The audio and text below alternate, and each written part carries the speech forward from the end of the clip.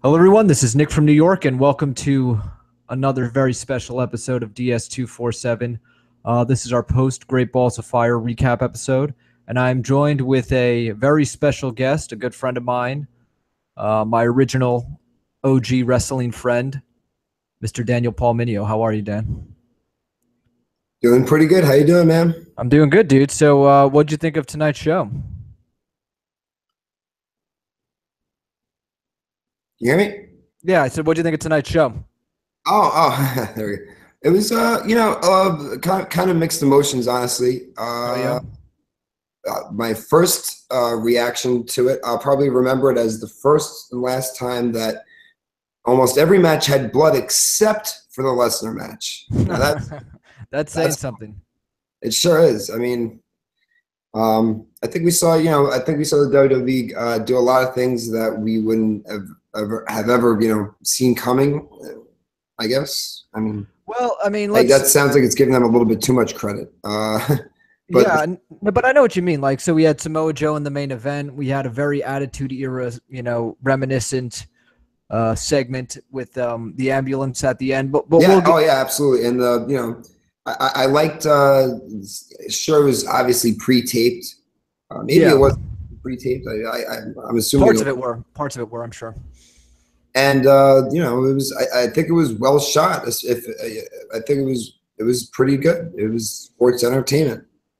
Yeah, I mean, I can't complain about the storyline aspects or the entertainment parts of it. But let's get into the main card. I mean, do you want to talk about the cruiserweight match? I didn't even watch it. Is there anything you want to say about that? It was your typical. It was your standard. Neville match at this point. Did they change the title to Black? I thought I saw that the other day, but I wasn't sure.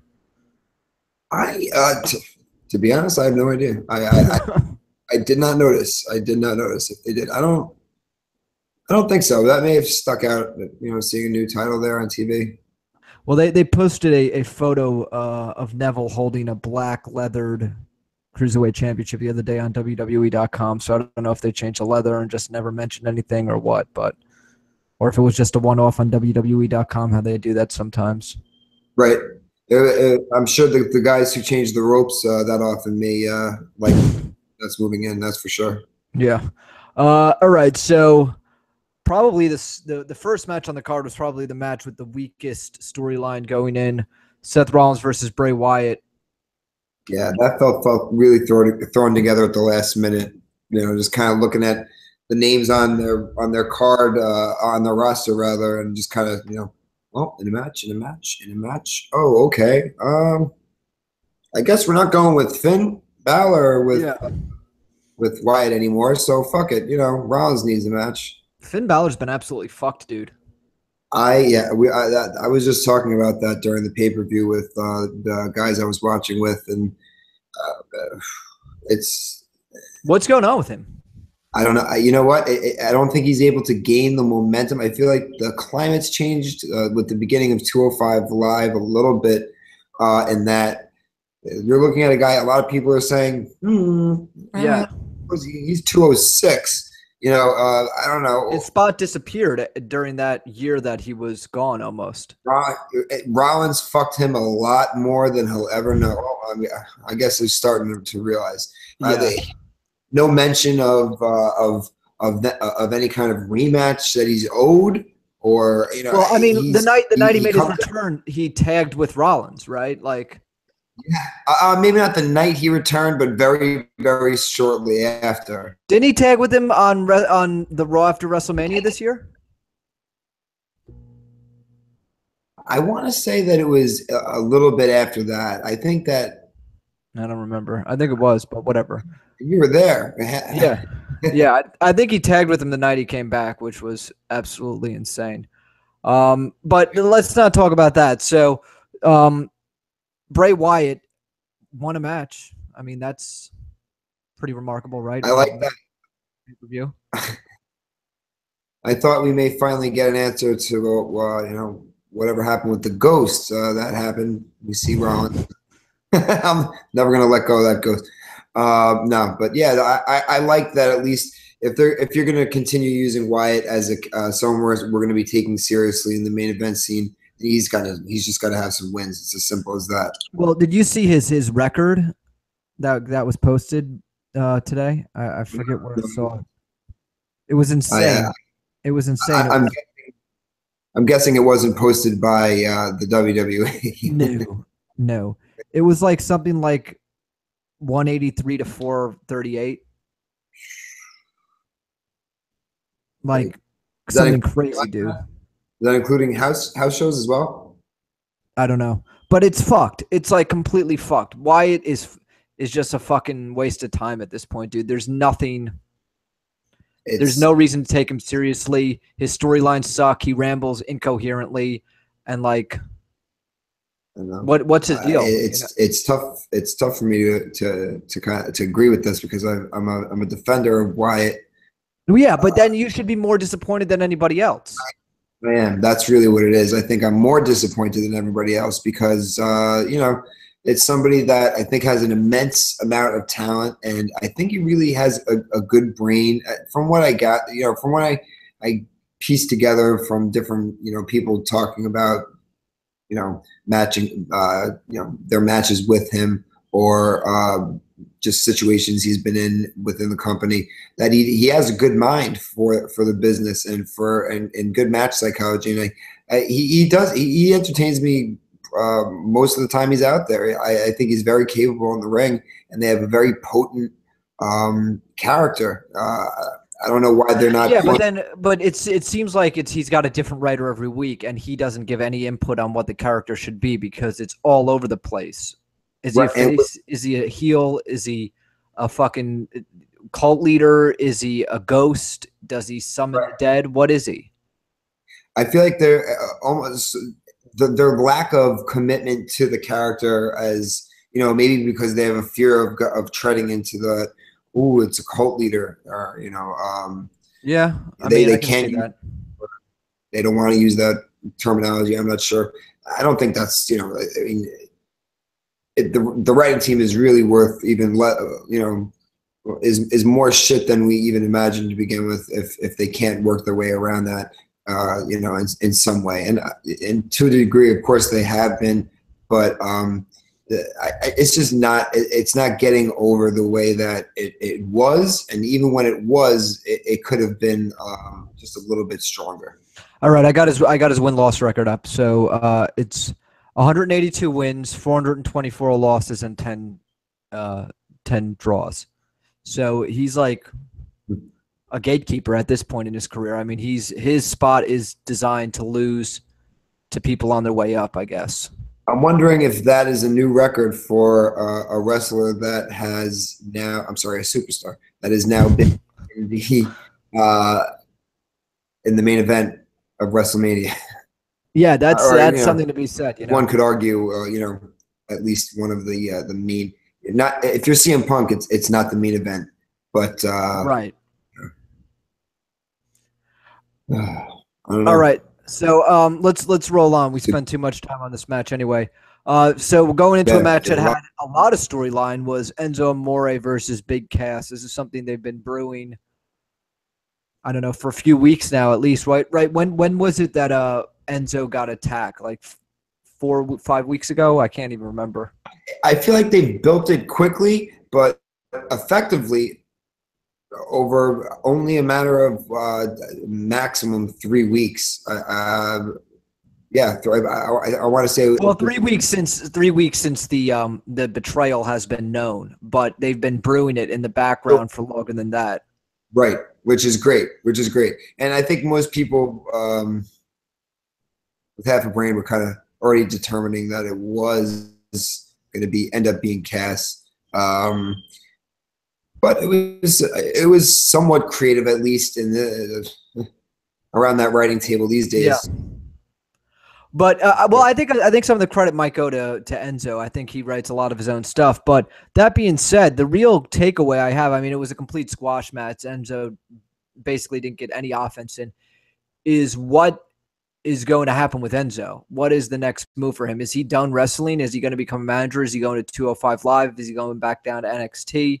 Are they going to have a program with Big Cass? What's the – because Big Cass doesn't seem – I saw him on Raw Talk after. It doesn't seem like he's interested at all, at least character-wise, of having anything more to do with Enzo Amore. That's interesting. I didn't catch the Raw Talk yet, but that's interesting to hear because I did wonder the very same thing right after. Is this, just, hey, Enzo, it's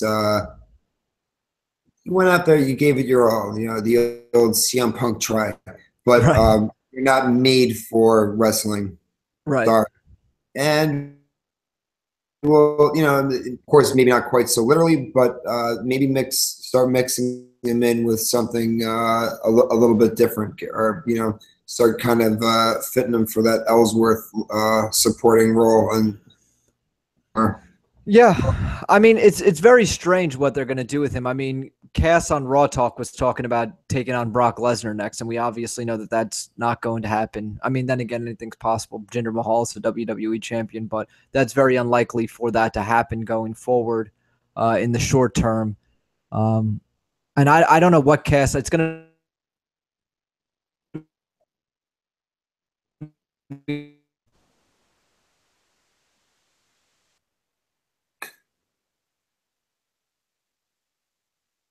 Hold on, I think we're having some technical difficulties. Hold on 1 second, guys. Dan, you back? I'm here. Okay, I lost you for a second. All right, he's back. All right, so let's move on to the Iron Man match. Cesaro and Sheamus versus the Hardy Boys. I know your boys, Marks. What were your thoughts of this match? Of course, like every there's no matter what happens in that match, if it doesn't end with the Hardys finally breaking, then I'm a little bit more disappointed and further and further away from thinking it's going to finally happen. But it was I think the match itself was pretty good. I like the concept. They tried something new. I don't think that there's been a tag team. The first tag team on. That's great, and I think that's fantastic. I think it's nice that they're trying that out. This year, I feel like there's been a lot of firsts. Maybe this is the first new. I mean, all the other firsts have been about really in the women's division with our. Yeah. But I think it was a cool concept. It worked well for the feud that these guys are having. I just like to see them kind of the blood that happened during that match. I mean, I thought that for sure that meant something was gonna break within Matt Hardy, and we'd see. I thought that I think that was just they're gotta open up the heart. They're not going to blood. Yeah. And I thought that Matt really was, trying to put that mask on extra thick because it was a moment of significance. But just a little slip of the blade. So let me ask you: are they going to have another match? Like they've been having match after match after match, and it doesn't seem like anything better. It was so close to the draw at the end there. Yeah, you're what 2 seconds away. And you know what? That's the optimist for the brokenness, the broken universe happening. But that when I saw that, it's going to be potential-wise that, hey, you know what? They may play this out very similarly to how it happened on, originally with Matt Bray. Well, actually, I guess they were feuding, and as a result of that accident, regardless, I kind of see a split in the group, whether it be that whether they go broken afterwards or not. I could see it being, listen, we used to be the tag team and the brothers that could beat absolutely any team in any match. Yeah. Now we can't beat this team in any match that we have with them. We're losing in every kind of scenario. and it feels like Jeff has been an integral part to a lot of those losses, with him leaving the cage first, for had to be have the ever-loving shit kicked out of him, and now falling a couple of seconds short. And you could kind of hear a good promo already in the words that in the way that I describe it. I'm not trying to put myself over there, really. Just, right. It certainly sounds like it's right. It has to be going somewhere, and I'm hoping that let's talk a little bit about the backstage politics regarding this. So, a lot of people are speculating that the broken characters aren't happening because of some kind of legal issue with Anthem Sports and whatever. Like, okay, if WWE really wanted those characters, they would either just do it or pay Anthem Sports for the characters. That's not a problem. That's not the issue. The issue is Vince McMahon wants the Hardy Boys, okay? And that's where he sees the money. And when he's done with the Hardy Boys, and especially he wants a singles push with Jeff, and when he's done with that, he's going to let the writing team, who have been clamoring, maybe not so much recently, but since Matt has come in, have been clamoring to write for the deleted character. They're going to let them have it once they're done with the Hardy Boys and he's moved on to his Jeff single push. So that's where that's at, okay? It has nothing to do with the lawsuit. So it's going to happen when it happens, when Vince McMahon decides that he's had enough of the Hardy Boys. So that's really where that's at. Also, I just want to say that was the first of the correct predictions by the Dirty Sheets, the Cesaro and Sheamus retaining the tag team titles. We predicted that a week ago, and again, we were right. And other people like Shave Smeltzer didn't necessarily have the right info. But anyway, keep going. No, yeah. I think, yeah, well, I was saying, I think it has to go somewhere. Hopefully it goes somewhere. We've seen a lot of nothing in the past, but I would hope that they have some kind of ends to a means here. There's, this build, it can't be, because this is these are the only two tag teams that they believe can draw that are on the roster. They just need to, I don't know. I'm hoping it goes somewhere, and I think that it has to come in the direction of a major change of the Hardys, no matter what it is, whether they're not a tag team or they go the broken route. Right. I think we'll see. Yeah. We'll see what they do. I mean, at some point they're going to split up, and Jeff's going to go on a singles run, and then Matt, the writers, will be able to do with what they want. So. Yeah. Yep. All right. Our next match was between Sasha and Alexa Bliss, and once again we were right. Nobody else had this. A lot of people were saying Alexa was going to lose the title here. Nope, she retained. She did retain by a count out. She lost via count out, but she did retain, which was reported correctly on the Dirty Sheets. Once again, like I said, guys, subscribe to this channel, get the alerts, get the breaking news alerts. You'll get them as soon as they come out. As soon as we know them, we go live, and we're always correct. I mean, Dan, you can attest to that. Yeah, I got to say, they knocking it out of the park. Those numbers don't lie. Yeah. Plain and simple. They've told me things that in person just before happening, where, in fact, I guess, why am I being cryptic about it? Just before Mania, I met up with Billy and Nick, and they told me, well, I was telling them how awesome the night before was. I was in the front row for either it was what Supercard versus the Hardys, where they just tore the fucking house down, and really, I couldn't believe the bumps. So they're telling me, Nick and I think Dave Mel- hang on. I think Dave Dan. I think Dave Meltzer took over our stream because he broke up there. at Access, meeting up with Billy and Nick, I hear that they're telling me the Hardys are going to come back tonight and win the belts in the match, and I'm don't if they weren't keeping up with what the Hardys were up to right during that time, it sounded extra crazy to me because they were on an expedition for the gold. So they were going all over to different promotions and taking the titles, you know, the first there. And them coming to the WWE and doing it was way too cool to be, you know, believed. And God damn it, they were right.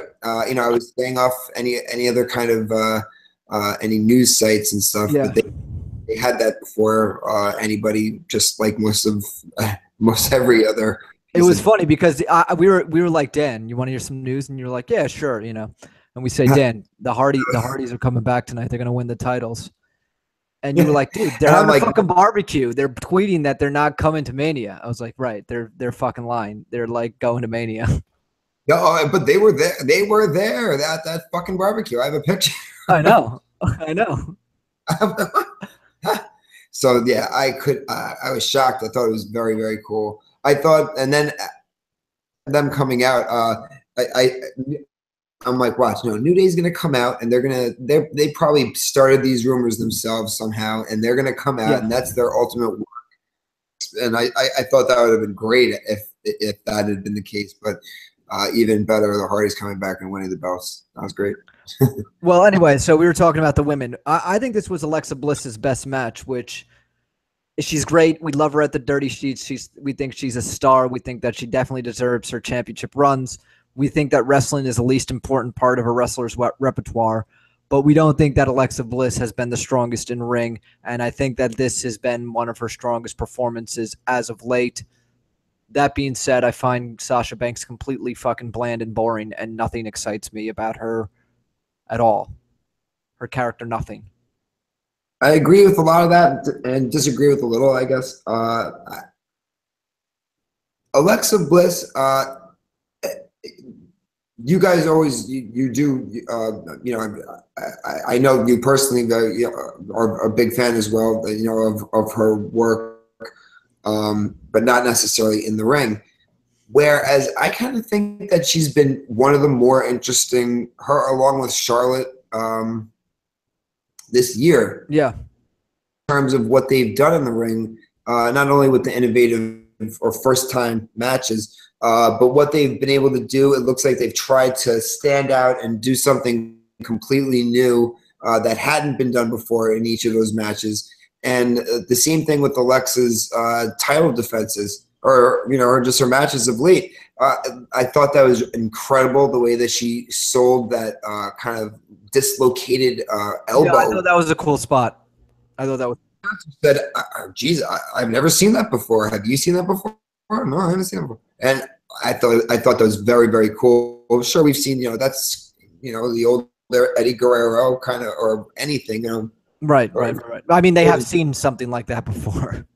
Oh yeah, it goes back a long time. But the faking an injury and actually manipulating your body to give the appearance of it being dislocated was right. It was impressive. It totally, we all were made complete stooges, complete, you know, marks right on the spot, because we were like, fucking really just dislocate her arm like that. If her face were a little bit more, it was excruciating pain. Yeah, but you know what? I'm not gonna criticize it that much. It was fucking great. I thought that was a really cool move, really cool. Also, in that match with Bayley, where it ended her throwing her, you know, through into the turnbuckle and being able to get the victory in the way she did. But she's a little botchy. I mean, Alexa's a little botchy, and she's a little bit awkward in the ring, I think. Yes, but there's some very cool psychological moments, I think. Which is fine. Yeah, I agree. And that's, you know, that's the most important part, to be honest. In the rest, I think it's the best. Yeah. But good. It's been great. I think she's been great. I'm very happy she didn't go tonight. I think that they know they have money in her, and right. Good match. Who's her next opponent? Sure. I mean, we've been speculating that Bailey might turn heel and face Sasha, and then but what is there for Alexa? Let's see. I mean, it's pretty weak, the women's division, to be honest, dude. You know what? I think that we'll probably see. I don't know if they're waiting to pull the trigger with Nia Jax. I feel like because she got out of that match on Raw, but I would have put money on her, having to defend the title against her at the very next pay-per-view after that,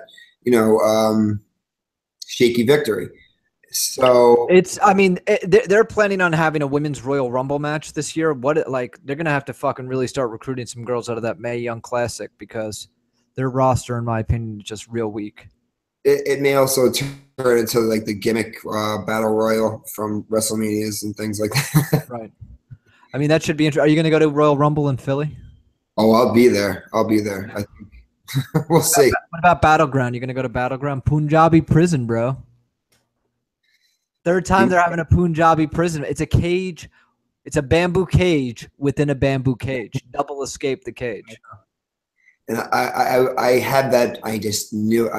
I'm happy that they pulled the trigger with this, because that they and I'm wondering if we'll see some alterations made to the overall design. They've been very. As far as I can tell, I missed a little bit of SmackDown maybe the past 2 weeks just because of normal fast forwarding and through commercials and whatnot, right? Sometimes, but they've been really not too specific, or it's kind of like we're waiting to find out what a House of Horrors match is, and if you're not a fan for how.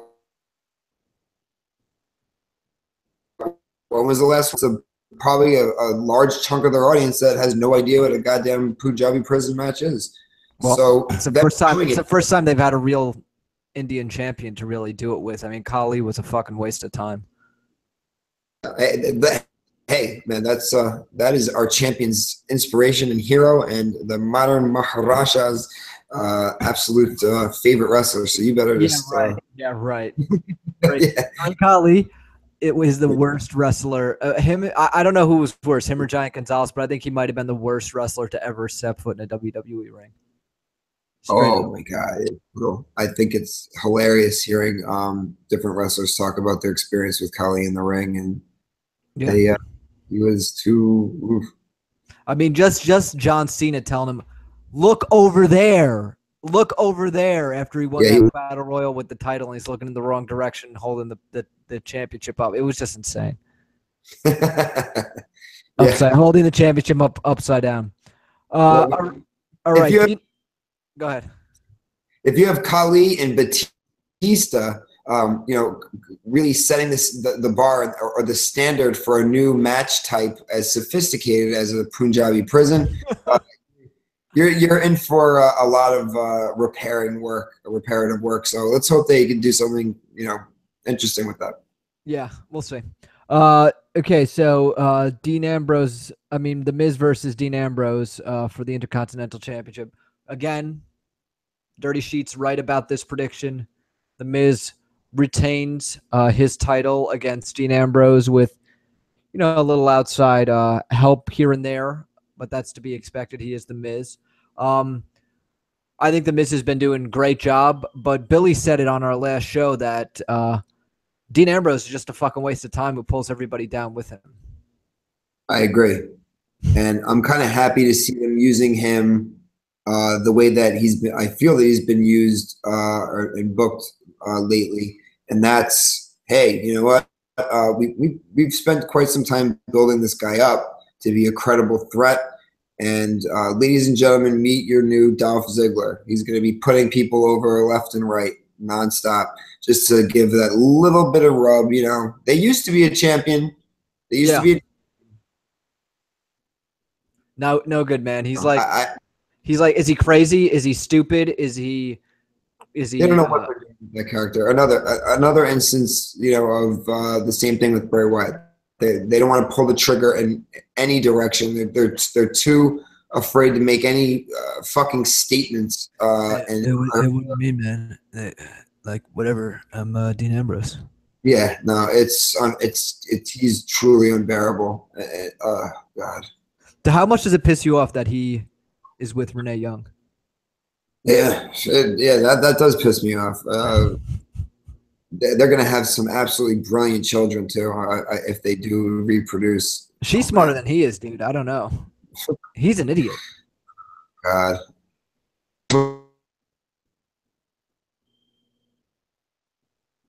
Got Dave Meltzer. We're writing for drama there.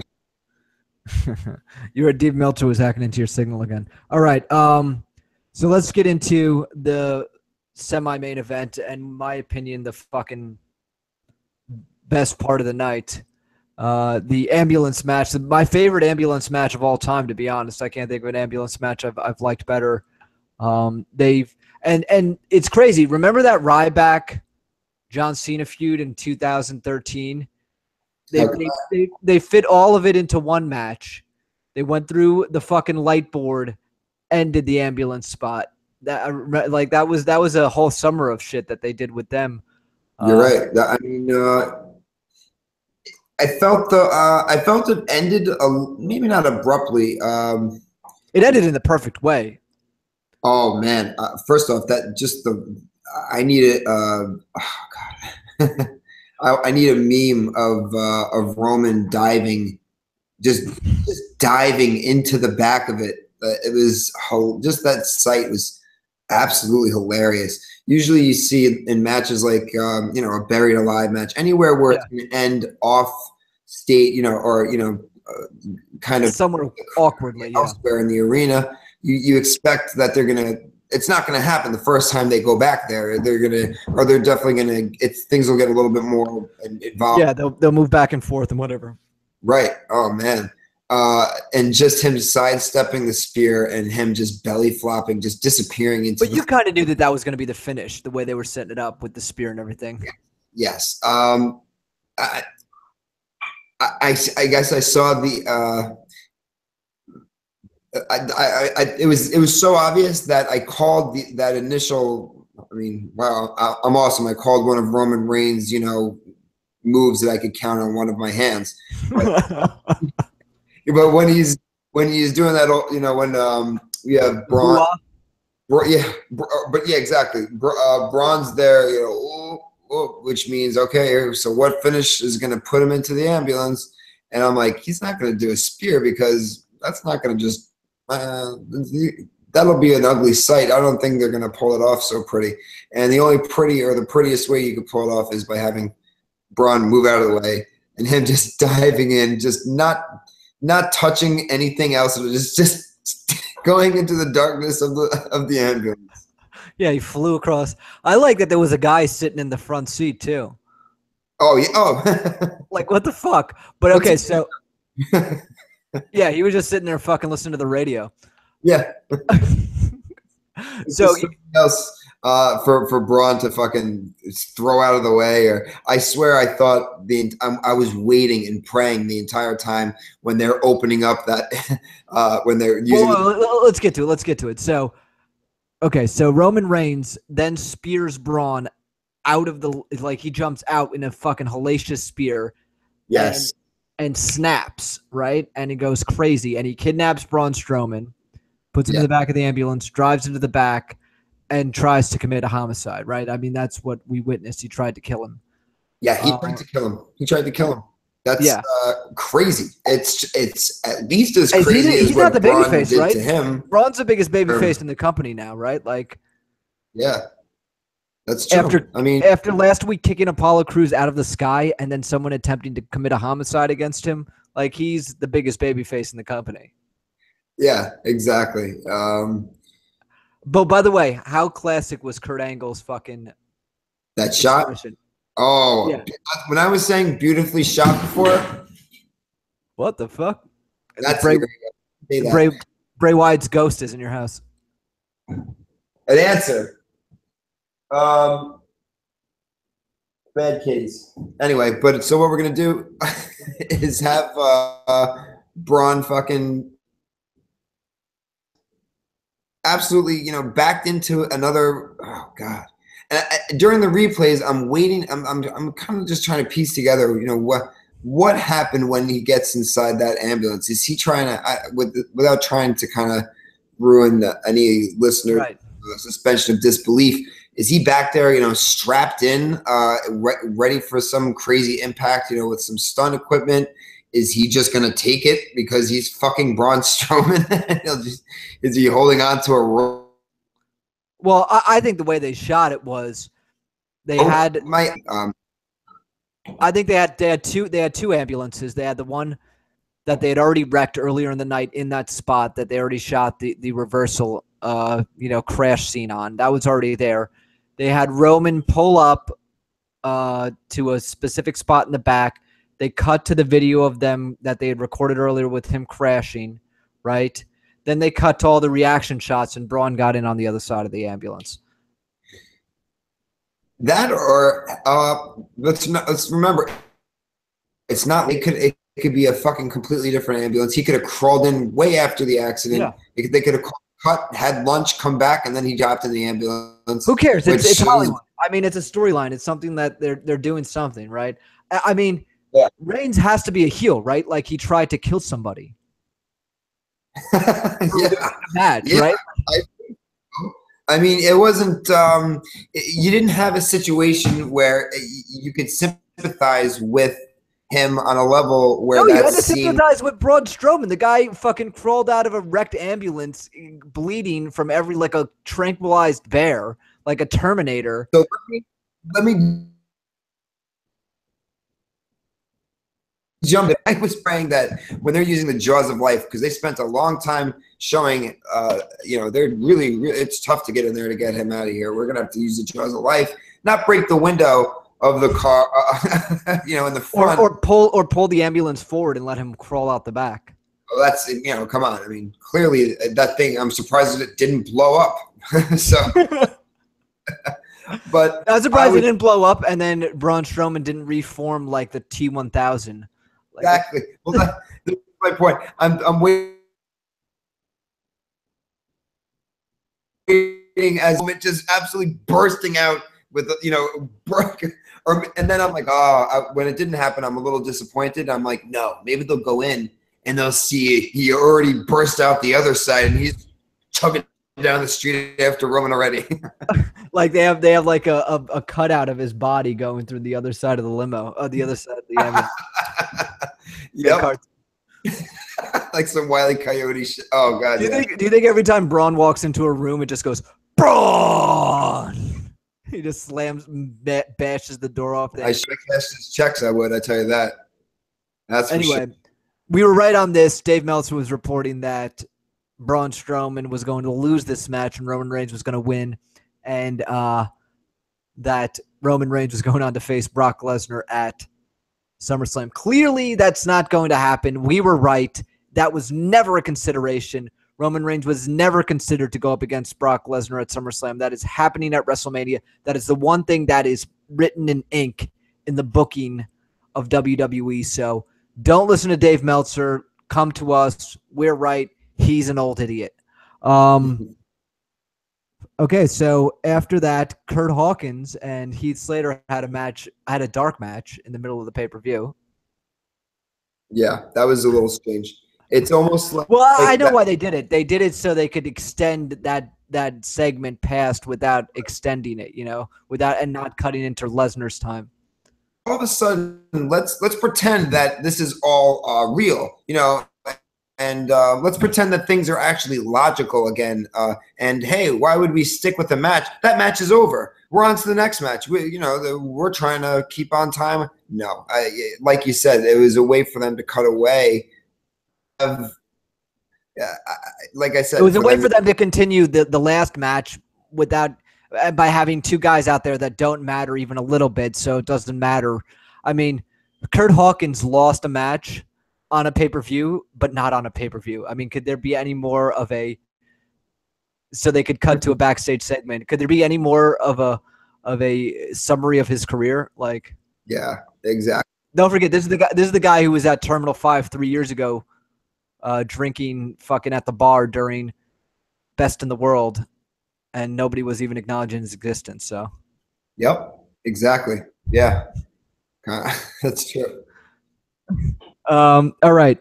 So, anyway, it was, the story that I just referred to. We went to Best in the World a few years ago in New York City at Terminal 5, and Brian Myers, Curt Hawkins, who wasn't booked on the show, was hanging out at the bar watching the show, and nobody even recognized who he was. So that's what we were talking about. And that's what we were referring to. Well, that takes us into the main event. Brock Lesnar versus Samoa Joe for the WWE Universal title. As reported, Brock Lesnar won the match. We said it. We've always said that was going to be the finish. Dave Meltzer can, if we got 2 words for him and you all know what it is. Dan, what did you think about the build to this match, Samoa Joe's performance, and the actual match itself? Just so our listeners know, Billy was very upset with this match.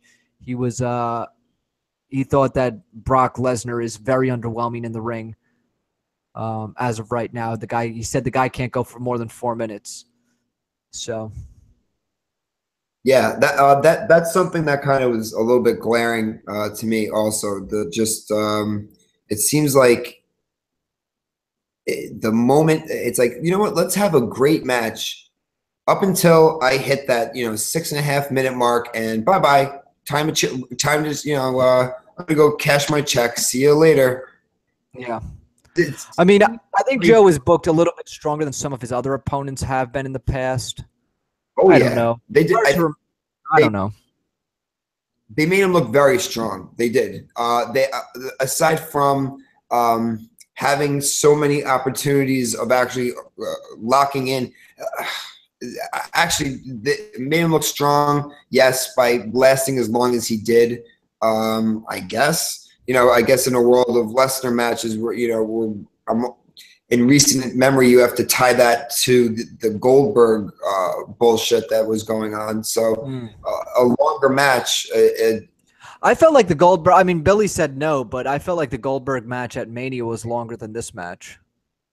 But I might just be completely incorrect and just having a nostalgic memory of WrestleMania. Yeah, no, I think felt every second was was just so much. You prayed for it every next second of that Goldberg and Lesnar match, not because of its quality, but just because you wanted to make sure that you didn't pay all that money to see these fucking wrestle for goddamn 10 seconds. Every move was a blessing, and one unborrowed time.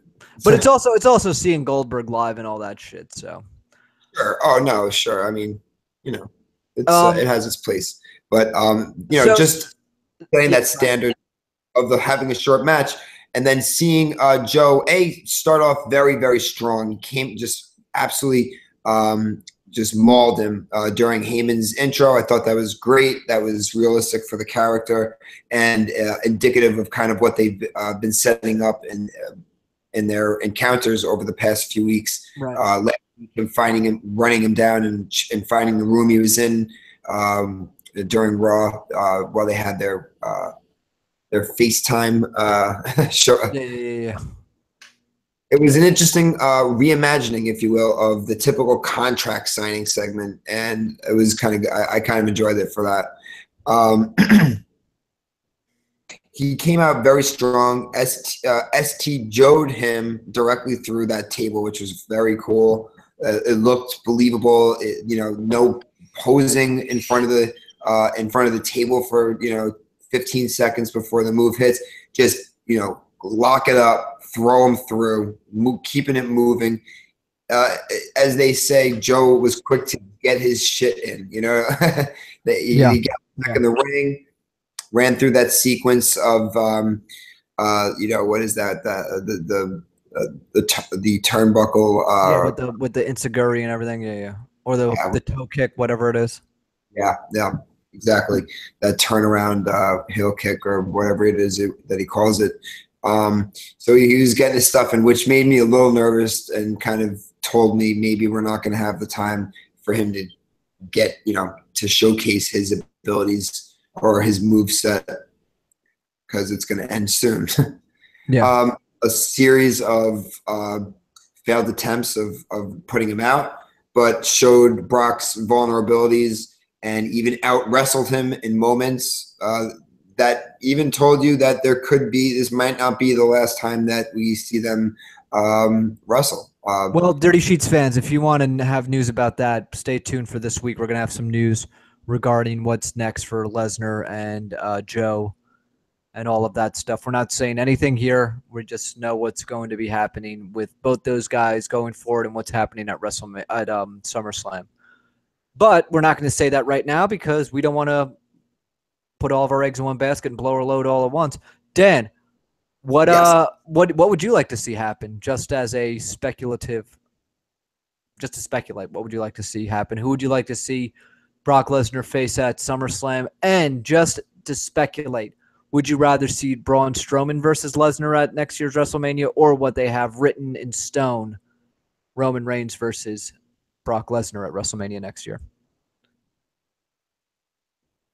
100% anyone except for Roman. We've seen it. I'm not just screaming no more Roman because it's Roman. We've seen that already. We've seen it. We've seen the story before. I have no interest in seeing that main event alone of WrestleMania. It's just been there, done that for me with that. Unless they do something very, very different. If we were talking about the Roman Reigns that should exist by this point after WrestleMania and the momentum of beating The Undertaker and having that amazing reaction on Raw, where the fact that he's not a heel right now it really makes no sense to me. The guy could be in a completely different place right now, where every single person that you'd make a similar comment or have a similar reaction to the way I just did of well we've seen that, and what are they going to do different?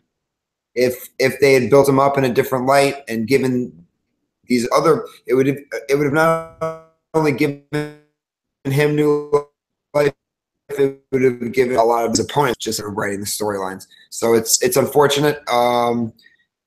It's ridiculous. It's ridiculous. I mean, it's what they're so hell bent on, and guys, we're not saying that anything's changing there.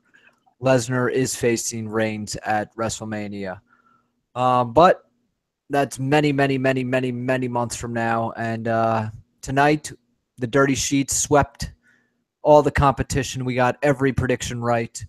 All you trolls on YouTube and Twitter and around the world can all I don't even know what you can all do, but you can all just get lost because we can't be stopped. Dave Meltzer can't stop us. Ryan Satin can't stop us. Nobody can stop us. We are right 95% of the time, and this just proves it once again. Dave Meltzer can't touch us with his predictions, with his news. Nobody can touch us. And like I said, all you trolls, we got 2 words for you. Dan, you have anything else you want to say there at the end? Got any closing remarks? Geez. Are you? I mean, we touched on Battleground. Are you excited for that coming up in 2 weeks? Sure. Yeah, I'm excited for that. I mean, the SmackDown roster is just so stacked right now that just for the sheer. And it's just an easier show to watch. Yeah, and I'm very interested to see what's going to happen as a result of AJ grabbing that belt at MSG. That's something to look forward to. They just, I suspect there's reason for that, so I can't wait to find out. All right, so prediction: what opens Raw tomorrow? What opens Raw tomorrow? I would guess another Roman Reigns. Roman Reigns, the guy with the weirdest hair.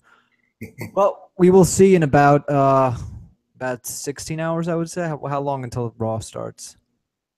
Let's see. Jeez, yeah, roughly 16 hours. All right. Well, thank you for watching this live recap of WWE Great Balls of Fire. Please rate, review, subscribe, all of that good YouTube stuff. Leave us a like, leave us a comment. Let us know what you think. And subscribe to the channel because you will get an alert as soon as the news goes up. As soon as we get it, we go live with it and you get it immediately. So if you're into WWE news, if you want to have the #1 source, the people who get it right every single time, you're going to want to subscribe to us. Don't be fooled by our relatively low subscriber count on YouTube. We've been doing this for approximately 6 days. So we're well known in the industry. Everybody knows who we are. They all hate us because they can't touch our competition. So subscribe to us. Leave us a like, leave us a comment. Let us know what you think. You can follow the show on Twitter at Dirty Sheets Pod. I am at Nick_from_NY. Dan, where can the people follow you or find you? Let's see. I believe I am currently Kaz Killington at Kaz Killington. K-Z Killington. Yeah. So guys, one day we'll give you the story behind Kaz Killington. It's Dan is known on the 2K scene as being a very formidable adversary. So if you find yourself ever facing Kaz Killington, which I know many of you probably have, you'll know that you're not. He's a Brock Lesnar of WWE 2K, basically. Yes. Who's going to be his Roman Reigns is the question. Away. All right. So thanks again for watching, guys. All of our live viewers, thank you for watching. All of our people are going to be watching this later. We would like you to watch it live, so subscribe. All right. Thanks for watching, guys. Talk to you soon.